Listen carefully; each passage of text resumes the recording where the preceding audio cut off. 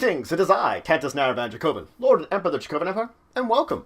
It is time to continue our discussion on EARTHDAWN. I finished up talking about thread magic last time. Let's talk about blood magic. Now, we did mention some things about blood magic before when it related to thread magic, but I'm going to be diving into depths even more. So blood magic involves giving a sacrifice of some type to power and ability, whether it's a talent, a spell, or something else. There is a stigma amongst the common folk of EARTHDAWN universe that it is looked down upon, because oftentimes they associate it with things like horrors. The problems with the horrors are not dead in people's minds. So blood magic does have this idealism to it. Now, there are groups of blood magic. There's the groups that do use it for horrible things, like what the horrors would. There's those that use it to combat horrors. They often refer to it as life magic, to try to highlight the positive aspects about blood magic and the fact that they're using it to hunt down horrors. And then there are those that balance out between the two of them and use either, sort of the more darker sides to blood magic and the lighter sides to it.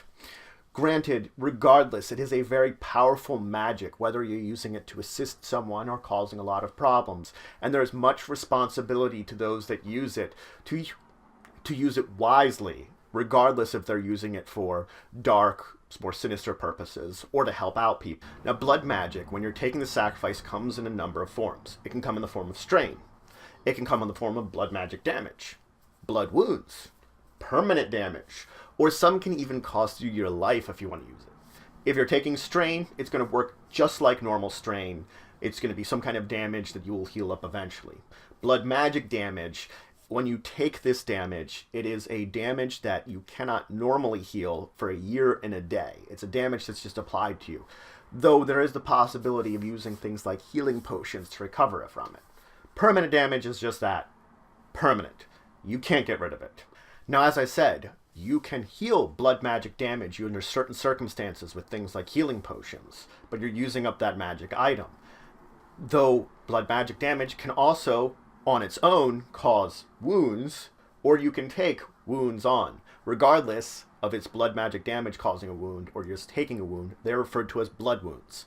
Blood wounds you can only recover from, once again, after a year and a day. Though, once again, you could use something like a healing potion. A healing potion, you could possibly heal it.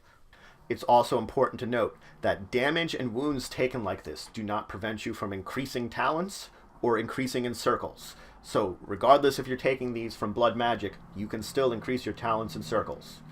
So now a healing potion, it's not automatic that it's going to remove a blood magic wound. It will require you to take the potion and then make a recovery test. 24. Now this means that's the spell defense of the blood magic wound that's on you. Granted, you get the +8 from the healing potion to your recovery test, so you still might get it. If you fail, the healing potion heals you still. It doesn't prevent the healing part of it. The only thing is if you succeed, it doesn't heal you. All the magical energies of the healing potion go to removing that blood magic rune. In place of it, you get a runic scar, which is permanent. Granted, you could still cover up the runic scar, but if someone would see it, they might be able to recognize that it was through blood magic that you got that runic scar. So 1 dose of healing potion, 1 blood wound removed. Now, the most common uses, and I say common loosely, of blood magic is to empower spells and talents and similar abilities. These are most likely going to be strain-based, though some can be, of course, blood magic damage or permanent damage. It will list it under the ability when you can use blood magic associated with it, the effect that you're going to be getting from it, what it's going to be doing to you, whether it will be strain or something else. Other uses might be blood charms or living armor. This associated when you take wounds from this or damage from this, these last until the item is used up or the item is removed. Now you can also push a talent or ability, and this would be using of blood magic. You can grant yourself a +3 to a single action test and take strain equal to your wound threshold. Now this doesn't cause a wound, and this strain can be healed as normal, but effectively I can strain myself out in order to do this. I can't use this ability again until I have healed this strain. There's another use though, a more potent one. I can grant myself a +7 to 1 test. I inflict a visible wound on myself and take a wound voluntarily, which this wound, I can heal it normally, but it will also leave a scar then that recovers and it goes away after a year and a day. Now, as I said, I can recover from this wound normally, and I could use similar processes I used to remove the blood wound to remove the scar. But I take this wound and I can get +7. That one I'm allowed to repeat no matter how many wounds I get. I can keep doing that one. It's a lot more potent, and it has a lot bigger of a strain on yourself because you're taking a wound. Now, important to note that either of these can be used with a dying act should you receive one. Now let's talk about blood rituals, because you can have those, and they normally involve using a donor's blood in order to empower a certain effect, depending on the ritual you have. You're not usually using your own blood for this, you're using someone else's. Now, blood oath is a special oath used to seal some kind of promise or deal. Traditionally, you need to have at least an unfriendly attitude with whoever you're making a blood oath with, though depending on the circumstances and the oath you're making, you might have to have a much deeper connection with them. 2 players can do this with the GM's permission, but normally this is going to be between NPCs or a player and an NPC. Now, this is only between 2 people, 2 characters. It cannot be between a group. The exception of this is the Oath of Blood Peace when it's associated with group true patterns. That is the exception. Normally, if I have a group of multiple people that I want to make these oaths with, like if I'm trying to make an oath with 3 other people, I have to make individual blood oaths with each of them.